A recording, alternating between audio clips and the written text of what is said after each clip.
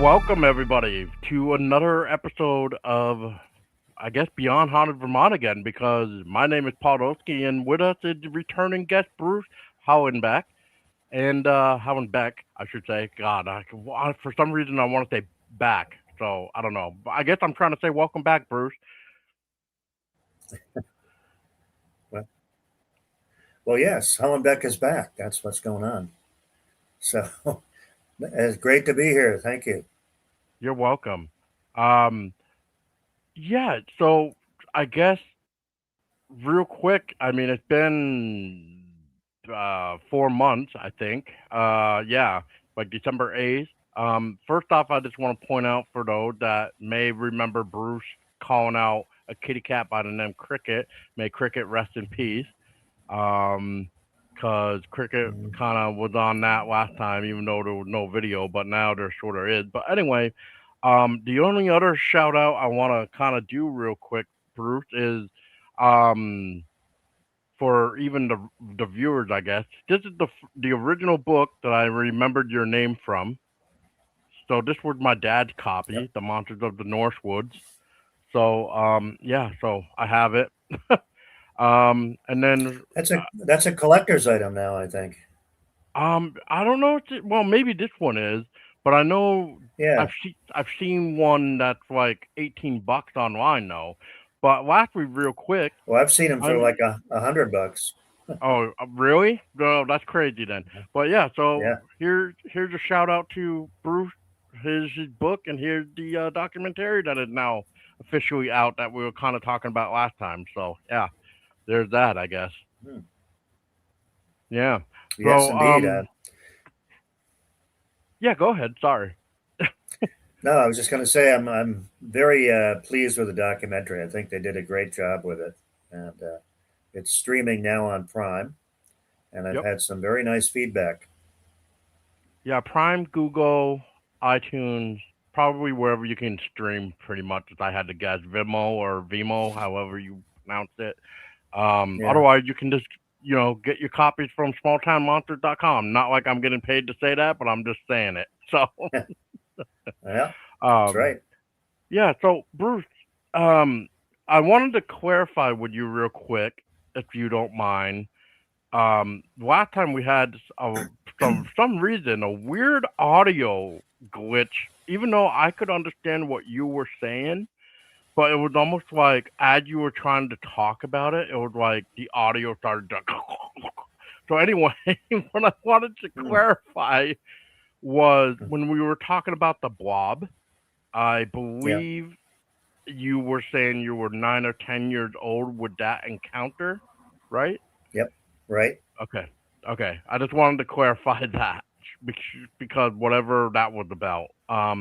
Now I want to do something a little bit differently, Bruce, before we maybe go into anything that you would like to share. So I wrote down because I know you do your work like as far as movies. You're an author, hence the Monsters of the Northwood.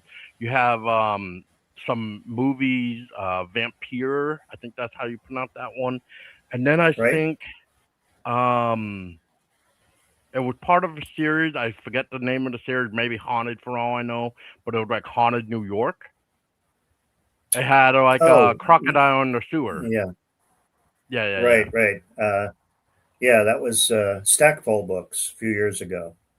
Okay, They did this series, and I co-wrote Monsters of New Jersey with Lauren Coleman, and then I wrote Monsters of New York on my own. And yeah, it okay. was a good experience. Yeah. Very nice, very nice. Um, Now I guess what I want to do with this question is because of that, with your work, especially with your childhood stories that we kind of talked about last time, did any of that childhood stories or the events that occurred inspire you for your work, like your movies or even your books in general? Um, well, to a certain extent, yes. I mean, I've always been very interested in the paranormal and cryptozoology and all those things. And then I started writing fantasy fiction or horror fiction when I was 19 or so. and that was some of my first published stuff was fiction. But later on, after the whole Kinderhook Creature thing Hmm. happened, I started writing about the things that really happened to me, and that took me in a whole different direction. And I ended up writing a lot of nonfiction books. Right, right. Um, so I guess uh, what I want to read into with this is because of you. Correct me too, but you were like the director and stuff like that. Like you wrote the movie. Did you write and direct the movies too? I'm sorry. I think I remember something like Yes, that. yeah, I've written and directed several films. I Hmm. also act in other people's films. Um, so I've always loved filmmaking. I was making my own backyard movies when I was a teenager, and Very nice. I never really grew up. So here I am. I'm still doing the same stuff.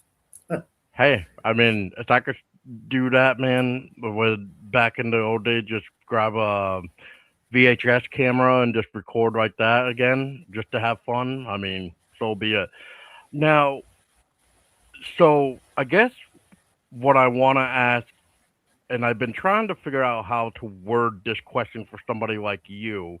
I know how I would present it if I were trying to say like in a debate wise. So the question I want to say to you as a writer, filmmaker is um when it comes to trying to create movie monsters, and I guess you could put this as an opinion even for the old black and white, because I mean, how else would we have gotten the referrals, maybe? But what is your opinion on like these monster movies where they have this monster, but it's almost like where do they get the the referrals of how this monster should look? Do you think it's actually based on these real accounts of these cryptids because of the eyewitness account, and therefore because of the descriptions they give, they can then make that creature for the film? I guess if you're trying to get what I'm getting at. Yeah, I mean, I think it depends on the monster and the movie, but some of them certainly have been based on real cryptids.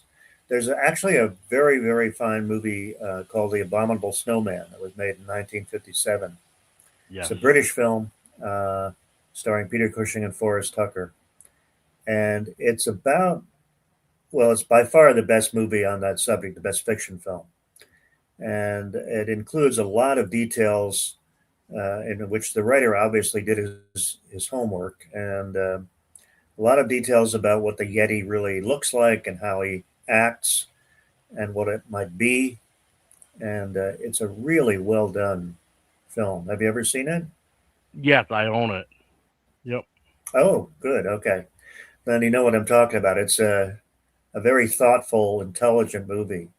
Oh yeah. So it's not your typical monster movie. I've seen movies about the Yeti that are, have has the Yeti tearing people apart and stuff, and that's not what that creature's about. Um, so that's one of the few films that really did use it as a backdrop.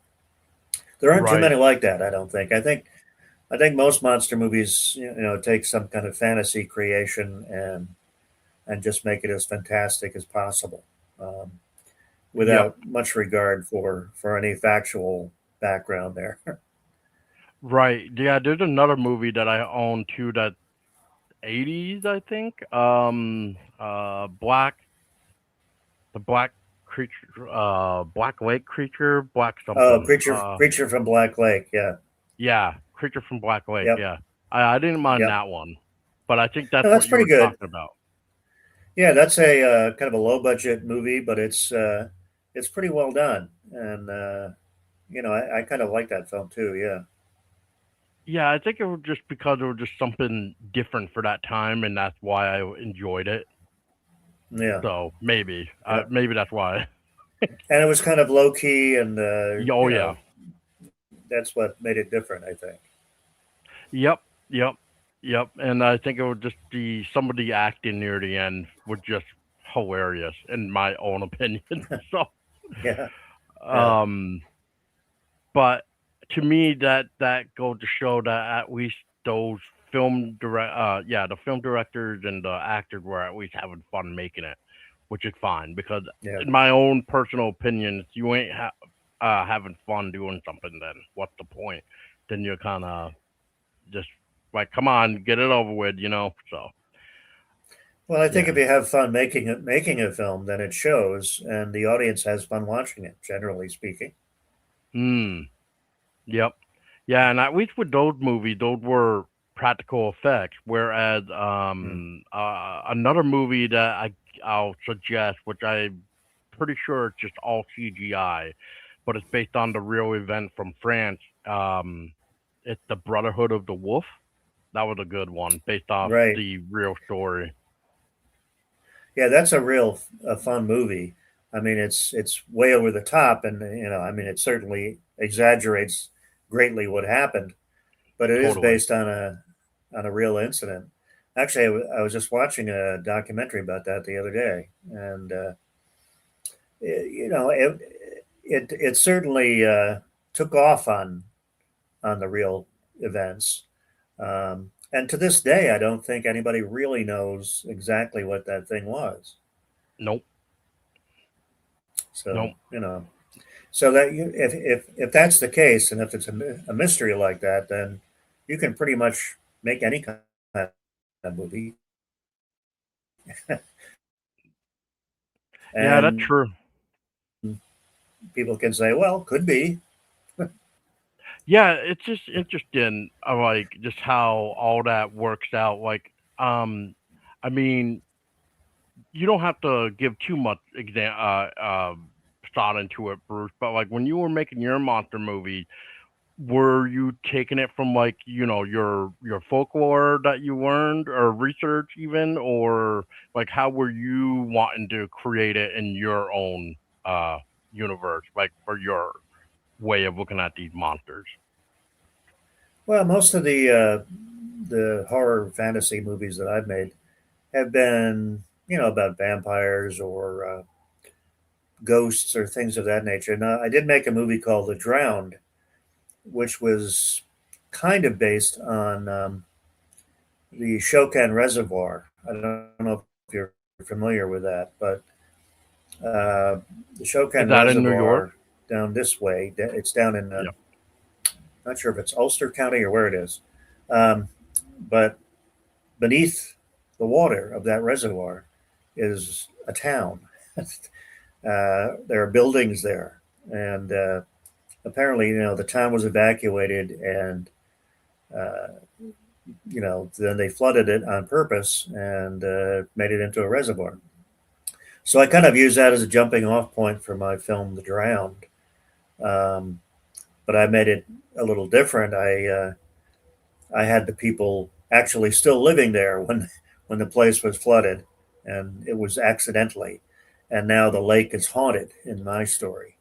Um, so I embellished it a little bit, let's say.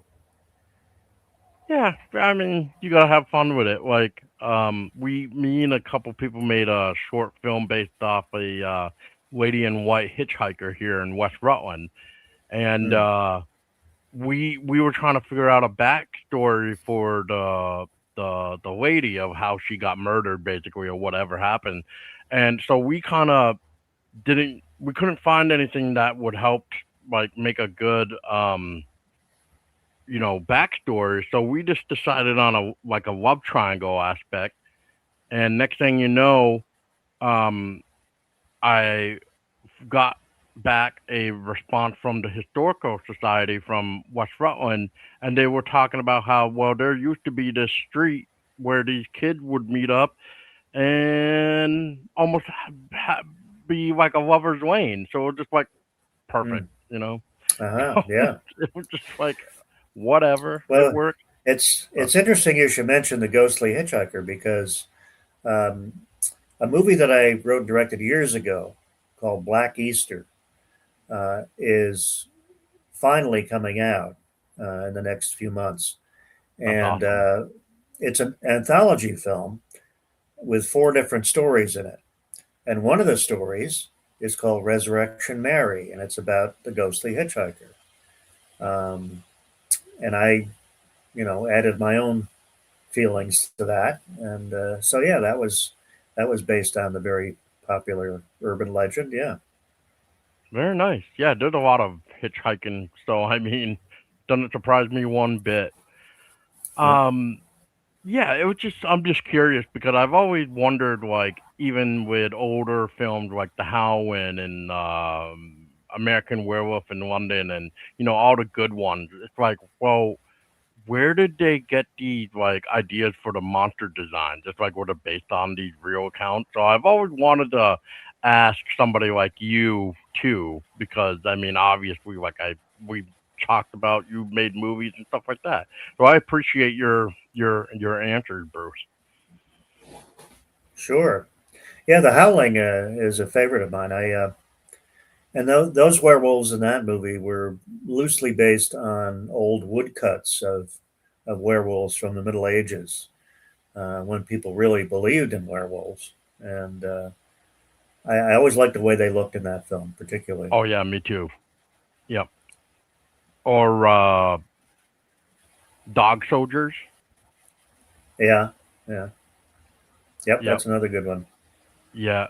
Um, there's another one that I watched a few years ago. I just can't think of the name right now, but that one wasn't bad. It was it kind of reminded me of like The How, and so it wouldn't surprise me if it had some sort of influence of the design. But it was like Boneyard something. I think I can't remember. If I Mm, find a name, I'll send it your way. okay, yeah. There's a couple movies named with the name Boneyard in it. Not sure which one that would be. Yeah, I think I own the copy, so when I find it, I'll send it your way to see if it rings a bell to you, for sure. Okay, Yeah, okay. I'm just curious. But yeah, that's pretty much what I have started out right now for this conversation, Bruce. Because I mean, we talked a little bit about the documentary last time, and anyway, what I guess we should start off with, now that it is out, and I know I've asked you this off the air before this, but I guess for those that may be wondering, how had the documentary been treating you now that it's out? Well, it's interesting.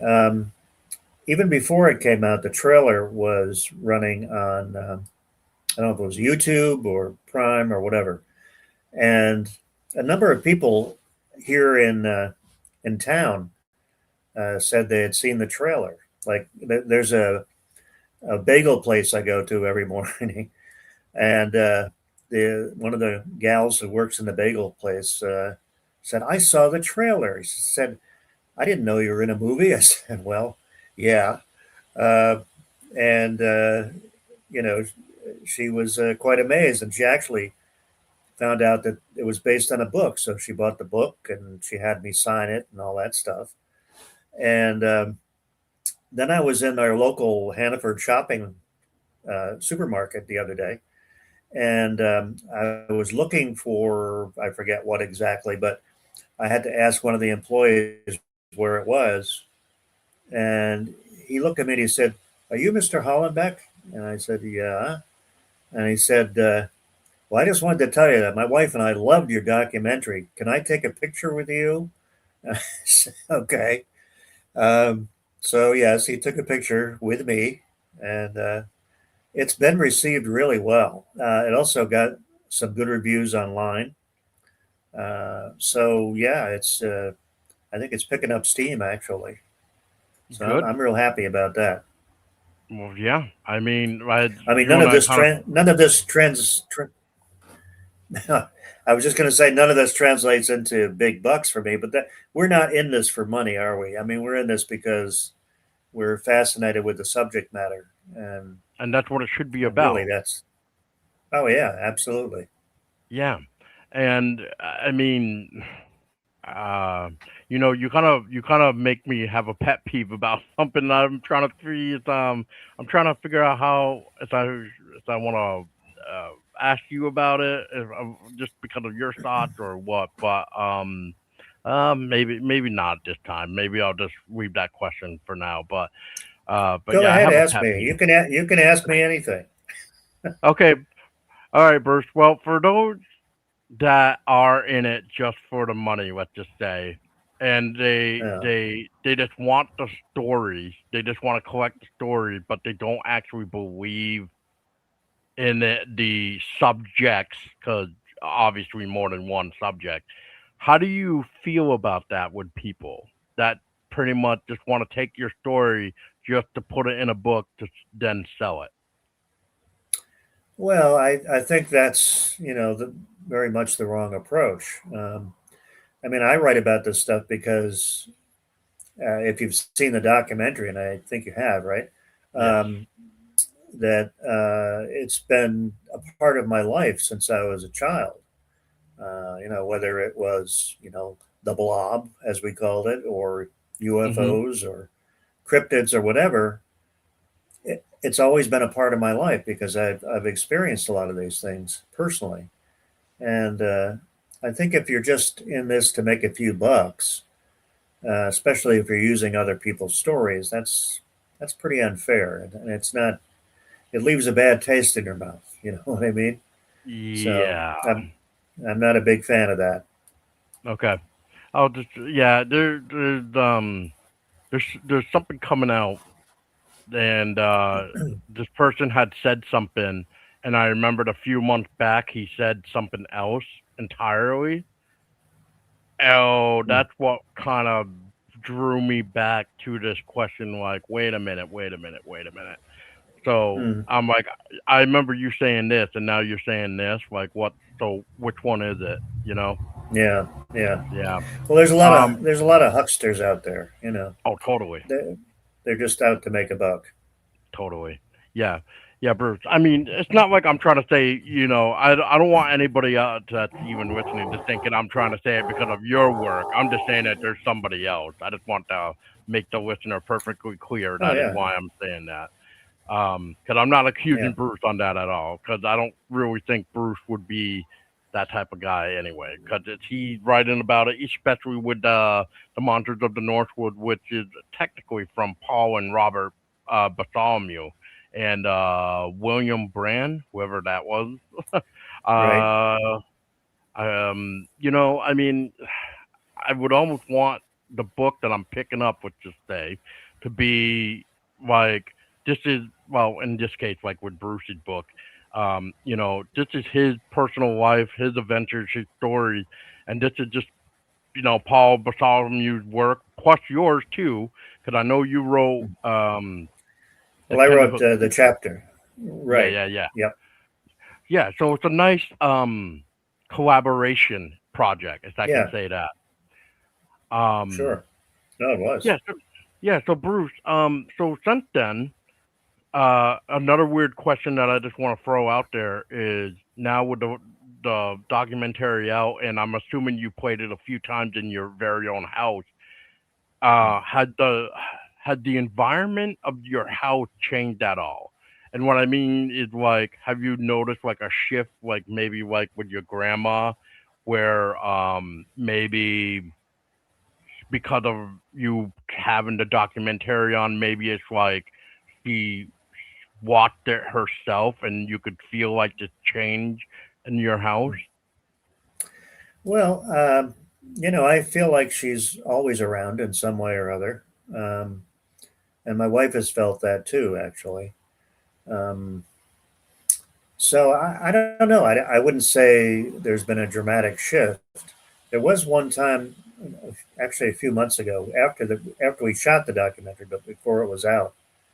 Um, we were My wife and I were sitting in the living room watching TV, and we have a little dog who is named Pip, and he's a little Shih Tzu Maltese mix, cute little guy, and he has a bunch of toys, and he had a ball that was underneath his bed, and his bed was elevated a little bit.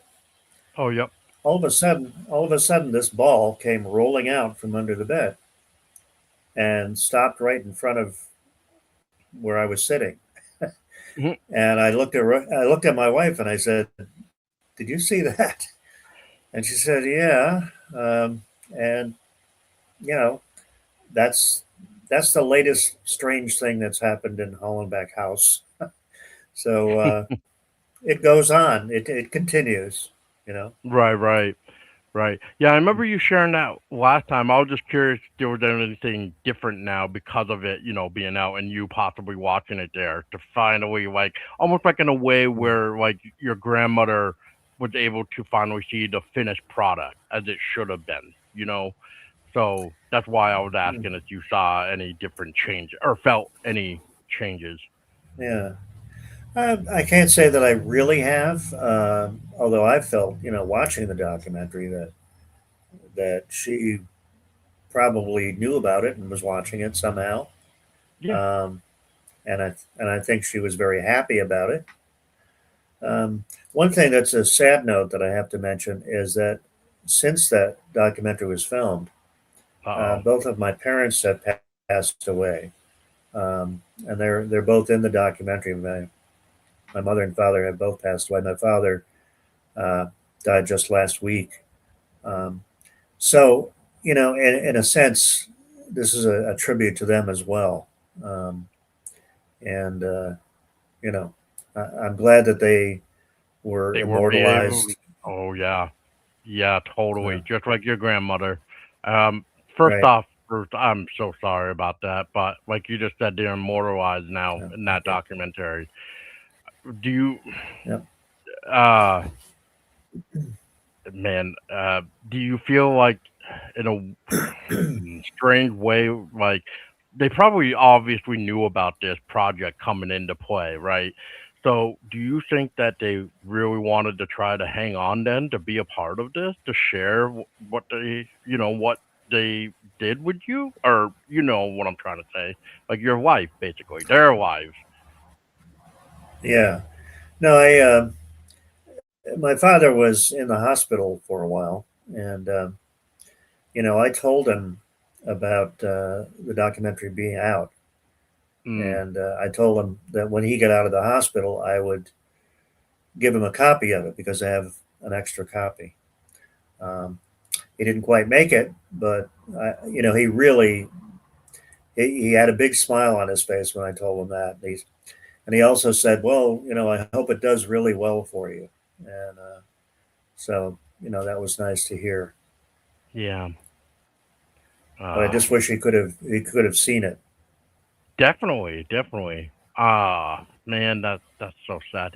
He um he didn't see it last year when I think it was last year. Was it last year? When they gave it out to the oh no, you probably not, sorry. Um they probably No, I sent didn't. it to you.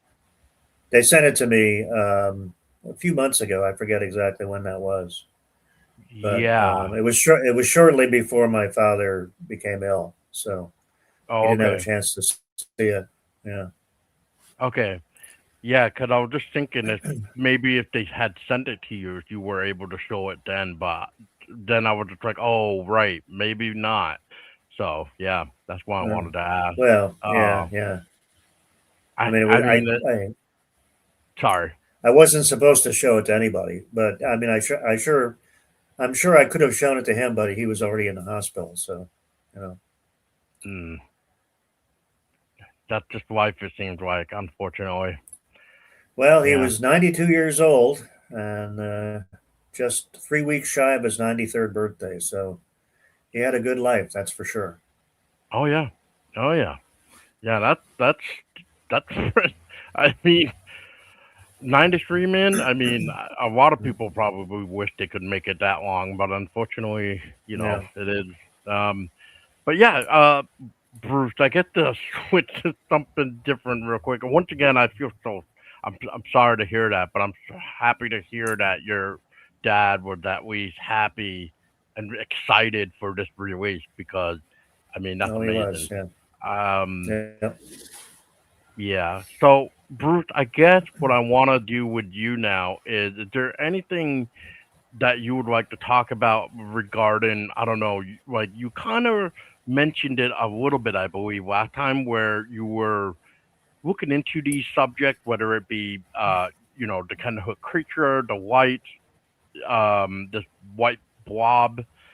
Um, I guess what I want to know is, for you, because of this obviously sparking your interest with writing even and stuff like that, did you do any like boots on the ground yourself back in the day, as far as maybe collecting other people's stories?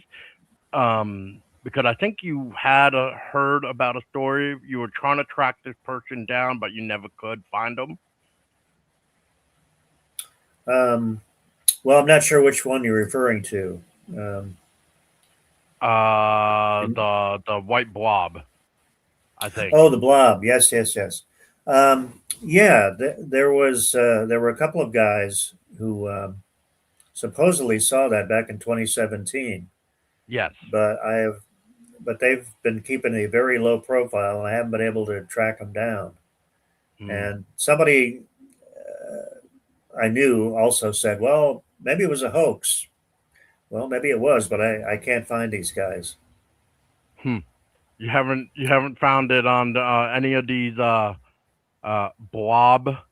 blogs, right? Well, no, I have seen it there, yes, Oh, uh, okay. but I don't know, if it's for real. I didn't, it's until Gotcha. I actually talk to the people. I'm never going to assume it's real. Right. Right. Have you, I guess, I guess, going back to the question, and maybe I'll paraphrase it, is like, have you done any of your own research into this yourself, kind of like maybe boots on the ground, or maybe just trying to find these eyewitnesses to maybe um see if there's any similarity with like the stuff that happened to you or anything like that with the subject or subjects? Well, according to the blog that I read, there were a lot of similarities, including the high pitched whistling sound that was heard first, and the fact they were walking in the woods and they just flew over them. That was actually similar to what happened to my father when he was out on his tractor. That he said some shapeless thing flew over his tractor, and he watched it go over the horizon. So, but again, not being able to find these guys, I can't Yeah, verify it. right. Well, Bruce, it's, I guess, is there anything that you would like to share that we didn't get a chance to talk about last time? Because I mean, again, I know this is like your stories and stuff, but is there anything that you would like to share this time around for us that we didn't get a chance to last time? Well, I think we covered most everything last time. To me, hey, the thing I keep going back to is the strange little man digging in our field. Um, the more I think about that, the more I think this is what people say when they see fairies.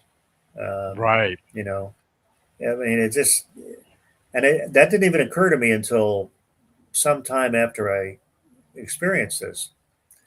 But I had the impression that I was seeing something I wasn't supposed to see, and what that means, I don't know exactly.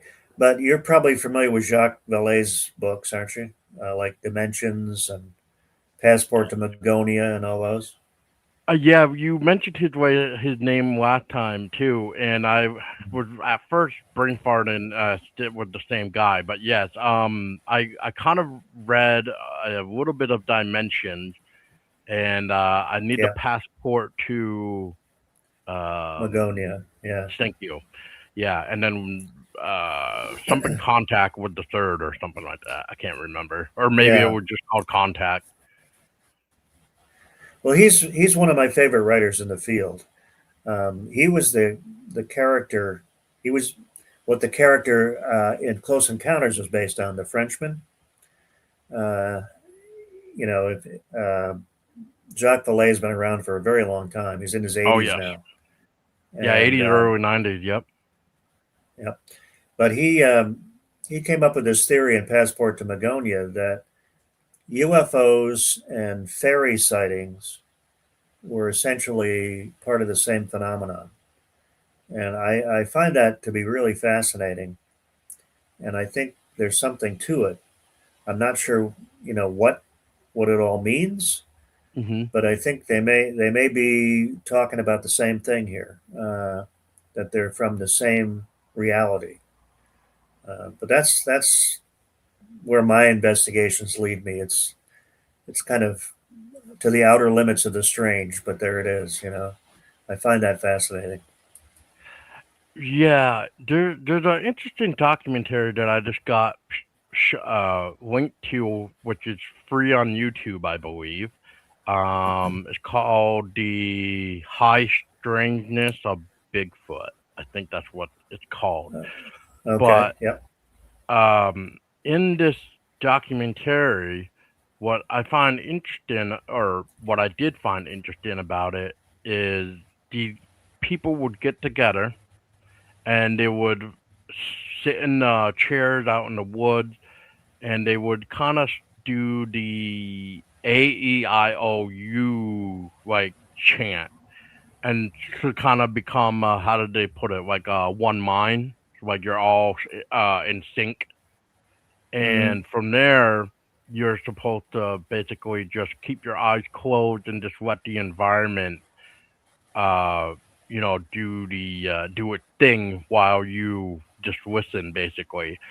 And I thought that was interesting because it brings up this weird point with the paranormal side, because they were using like a REM pod and a spirit box in one, and plus just regular audio, I'll just say. Uh where like with the REM pod, they asked this Bigfoot, or as they put it, really, if they could step closer and make the REM pod alarm go off, and it did. And then they basically told it to step back away from it to so that it's not going off, and it did. So the alarm stopped. But what I just found weird is like they kept saying Bigfoot and Sasquatch and stuff, but to me, it's like I don't know if I would be calling it that, because if it is, let's just say for the example of this, if it really was in fact just somebody like you and I, Bruce, right, and we're just like, well, we just want attention. Well, I mean, maybe Bruce is the Bigfoot and I'm just the Littlefoot right now, you know. So I would be like, hey, hey Bruce, just go have some fun. You're Bigfoot with this one. It's not like they're gonna know who the hell we are. So just go step in front of it and make it off. So, and I'm not trying to criticize like at a bad way of this documentary, but it was just like I don't know. It was weird. Like they were trying very hard to basically make it sound like whatever it was a Bigfoot. But what Hmm. was odd in some parts, which I will give credit for, is there was some points where it did sound like a couple wood knocks came through, a couple AEIOUs, like something else was trying to mimic what it was they were doing as a chant, Hmm. and some other like what do they call it? The samurai chatter. There was like some weird stuff like that going on, but you couldn't hear it vocally through like the video itself unless they enhanced the audio, which I thought was Hmm. interesting enough. So does that mean they were um dealing with something that was more interdimensional or something to that effect, like or was it just something else playing a trick on them? I mean, I don't know. I mean, eventually they did say, Yeah. we don't know what it was that was actually contacting with us, but whatever it was responding to us calling it Bigfoot, Sasquatch. Hmm. Yeah, I mean, I don't know what to make of that. The closest I ever came to an experience like that, I probably mentioned last time, was when I was, you know, I went out to this place we call Bigfoot Bridge because that's where tracks were found. And it was at night, and I just sat there in my car waiting for something to happen.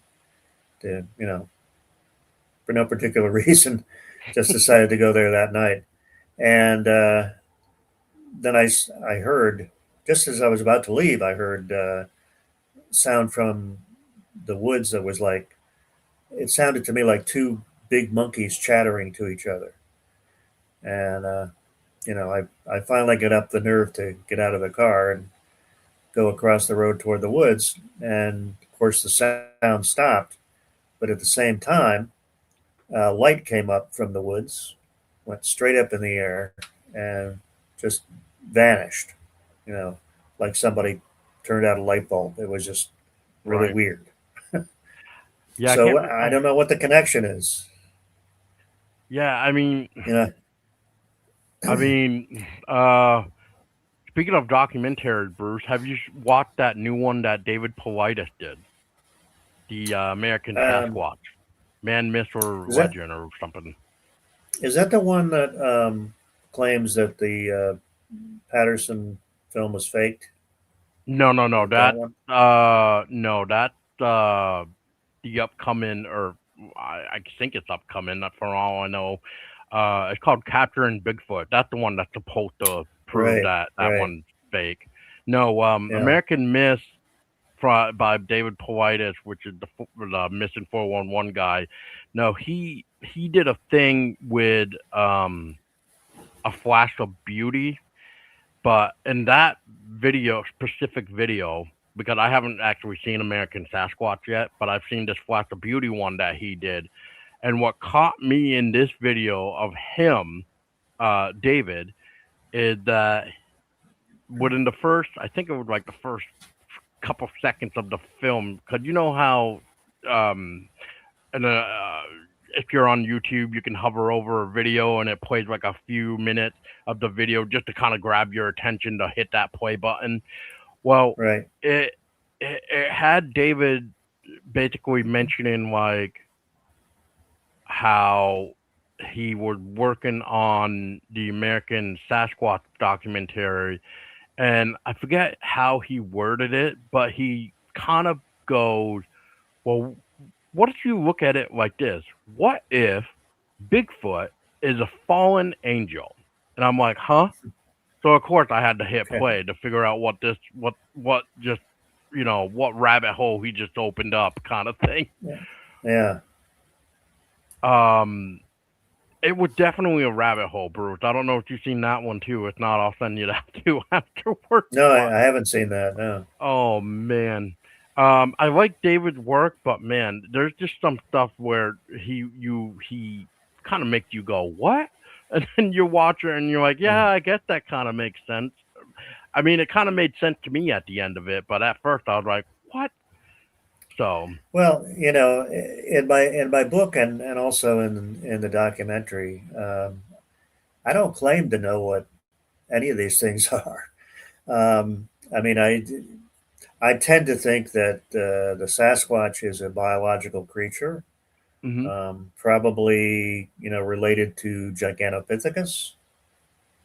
But I mean, it's a theory, but I don't, I have no way of proving that. And a lot of the stranger theories are beyond any kind of proof. I mean, you couldn't possibly prove. Like, how do you prove something's interdimensional? It's impossible. Um, how do you prove something's a fallen angel? You can't. But it's interesting to talk about. But I don't know what to think of it personally. right, right, yeah.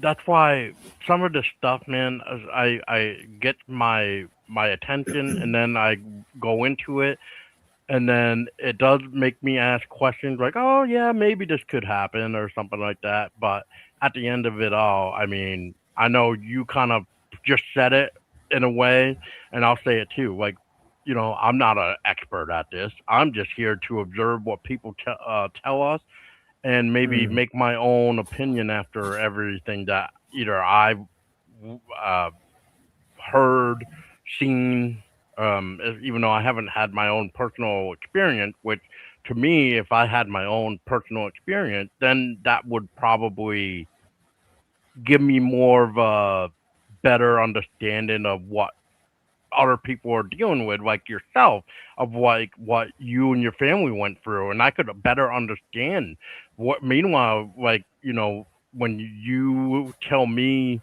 what happened, especially with the documentary, I mean, I'll take your word for it, but I mean, because I, from the few times we chatted, Bruce, I mean, there's no way you and I are want to lie to each other because we're both into the subject, but it's like um I mean, especially with the similarities, like with last time, like the red light that we talked about last time, and I think there was Yep. something else we talked about where I said, yeah, this reminded me of this time. Maybe it was the zone of fear when I talked about that with the abandoned church. I think there was some sort of zone of fear with you. Oh yeah, it was like let's get out of here with you and your Yeah. homeboy. Yeah, yeah, yeah. Right. Yeah. Yeah. Uh, yeah, Heh. yeah, he like jumped a creek or something. If I'm thinking of the right story, Jump, jumped across a pond. Yeah. jump across the pond. Amazing. Yeah. Uh, maybe he had angel wings that day. That's how he made that jump, right? He might have. I don't know. Hey, man. I mean, I'd like to know his secrets. Maybe he tapped in. I Um, think the secret is being 12 and scared. That's what the secret is. totally, dude. Because once that adrenaline kicks in, you're you're Yeah. you're gone. Yep. Um, but yeah, Bruce. So I mean, what do you I think we kind of delved into this last time, but now just for like another fresh take, but after all these years of stuff, whether it happened to you or listening to other people's stories, like what do you, in your, I guess, your own opinion, what do you think is going on in this universe around us? Well, that's a loaded question. I apologize. I imagine, no, I imagine things are going on that we can't possibly comprehend. The more that we look into the universe with the Hubble telescope and all the, you know, I mean, going Mm, going around the moon now, and we can see in farther into space than we've ever seen. The stranger we find space to be, and the universe could harbor anything. I mean, we don't even know for sure what consciousness is. We don't know what creates consciousness, and there is a current theory that consciousness came first and created the universe. So, I mean, you could talk about rabbit holes. I mean, this is like a rabbit cave. You can go down this for miles and miles and get completely turned around.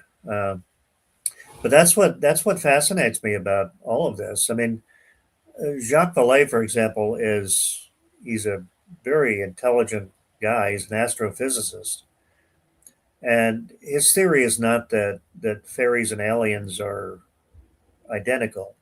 His theory is that they come from the same kind of reality, and what that reality is, whether it's another dimension or even another universe, we mm, don't know. But there's something to both of those legends, if you want to call them that, and right. it's been going on for thousands of years, probably as long as people have been alive, and probably even longer. So, you know, when we figure out what all those things are, I'll get back to you. But otherwise, I have no idea. No, I don't blame you there. No, I'm just curious. Like when you just mentioned the moon, for some weird reason, I went right back to when I heard about. I think they called it or dubbed it the Dark Moon mission, where they supposedly found like a hidden base on the moon, and Yeah, what was the other one? Mars, I think, had like some sort of ancient society that once lived there or something. Like it's mm, it's just interesting because when they say that there's pictures of this, but sometimes when you look at it, it's like really pixelated. So it's almost like, Yeah. is it the pixels playing a trick on you, or just literally something there? Well, it's hard to say, but I mean, I can tell you that. Well, first of all, I'm an old enough geezer to Oh, remember stop it! the the first time that we landed on the moon back in 1969. I was a teenager, and to me, that was the most amazing thing because I was watching it on television, and when Neil Armstrong first set foot on the moon, and then after the broadcast was over, I went outside and I looked up at the moon, and it Mm. happened to be a full moon that night. And I just thought to myself, wow, there are people walking around up there. And that to me was just the most amazing thing I'd ever experienced. So, It makes and that was for real. mm. Oh, you don't buy into that the moon landing was fake? No, I don't. No, do not. um, this is an off-topic question, but now because of you witnessing that, Bruce, do you recall when that was on TV? Did they mention like how they were able to get that live footage Um, or well, stream it? uh, Sorry, well, in those days they didn't have streaming exactly. It was just it was broadcast. how that Same worked way then. same way analog television was always broadcast, which was you know pictures go to the air. But yeah, I mean it was in the same broadcast in the same technology that they used for satellite broadcast back then. You know, Oh, yep, satellite. um, so I mean they set up the camera and then they you know walked out on the moon. But no, I have no doubt that that was for real. And I mean they brought back moon rocks, didn't they? So Yes. And didn't I hear some of these moon rocks disappeared or something? I mean, maybe I not, heard but something about that. Some may have, I don't know. But there's still other ones that you can look at. I think in the Smithsonian or somewhere. hmm oh yeah, maybe that's So what I'm thinking of then. Or you know what I'm thinking of? mm, Probably I'm going back to I think it was the third Close Encounters of the Third Kind. Maybe is when they were talking about this the strange mineral rock. I think that might be what I'm talking mm, about. Completely different, oh, obviously, but maybe yeah. Well, it's the not one that sure. can like change shapes and forms because it's like a different metal or something. I don't remember. Oh well, yeah, I don't Yeah, know. yeah. Maybe that's what I'm thinking of. Um, but Bruce, you know, what do you? I mean, obviously, we're all not going to be able to see everything happen in our lifetime. But for you, what would be one thing that would be most important to you that we could achieve in this lifetime that you would like to see happen, as far as the whole phenomena goes? Oh, I was gonna say world peace, but Yeah, sometimes yeah, sometimes I think that's a phenomenon. It just doesn't seem real sometimes. But uh, yeah. no, what I would like to see, as far as Sasquatch goes, hmm um, I would love to see that it's officially discovered and uh, categorized by scientists. I mean that they find a living specimen and it can finally be acknowledged as a real thing and not just a myth. That's what I'd like to see on that topic. And UFOs, I think it seems to me that we're coming closer to finding out what they are, or at least to finding out that they're for real. Um, I mean, with the Pentagon, admitting that it's a real phenomenon, I don't think you can go back and say it's not. Um, but I don't think we know exactly what they are. We're just, you know, we're finally acknowledging that they're real. Right. Right. Yeah. On that note, then, there's a new movie coming out called Disclosure from Steven Yeah, Spielberg, which I'm looking forward to Disclosure that. Day. Yeah, Yeah, yeah, yeah. that's what it is. Yeah, I'm looking forward to that. So, I don't know. Do you think we'll ever see Disclosure? Um, that depends on our government. You know, I mean, are they going to tell us the real truth, or are they going to hide it? I don't know. I've been hearing about disclosure for about 30 years now, and I'd love to see it happen. Um, I'll keep my fingers crossed. That's all I can say. Yeah, yeah. If my dad was still alive, I bet from what we had happened with what we have gotten, even though it was seems to be the same stuff we already knew. But hey, it's a start. I'll let that slide in that aspect. But I remember my dad even telling me something way back in the day when I was young about uh like a UFO story. Something about I don't know if he saw it or if he just heard about it, but he uh used to tell me besides the Sasquatch story that he may have had is that he remembers like a UFO taking a cow away and just taking off with Mm, it. And so I didn't think anything of it. I'm like, like, all right, Dad, like, whatever. Too much sci-fi movies or whatever. Maybe too much Star Trek for all I know. But then as I got older, I learned about here in Vermont. There was an old farm, I think down south, where this farmer's cows, like all of them, were like electrocuted to death. But how though, mm, or something to that mm, aspect? And it was just like, how is that even happening? And so then I mm. remember my dad's story, and I'm like, huh, maybe there is more that meets the eye. And then Ancient Alien came out, and of course I delved into that back in Yeah. what would that be, 2009, and yeah, made my Mm, eyes kind of open up a little bit more. Besides what I sort of learned with like school, and what I mean by that is like ancient Egyptian, because there's still some weird fascination there, even for me, of how the pyramids were made. I don't really believe all the things that I hear that they were somehow that smart and credibility, especially when you hear like Egypt and that other country that's like 300 miles away, how they almost had the identical layout of a pyramid or something like that. Like that just, mm. and they didn't communicate back and forth. Like that just always bugged the crap out of me that they said that um, they never communicated. It's like, well, something had to teach them how to do this because it wasn't just Mm. all, hey, we're just gonna do this. At least that's my own opinion. Well, it is strange that, yeah, that so many different ancient civilizations had very similar structures.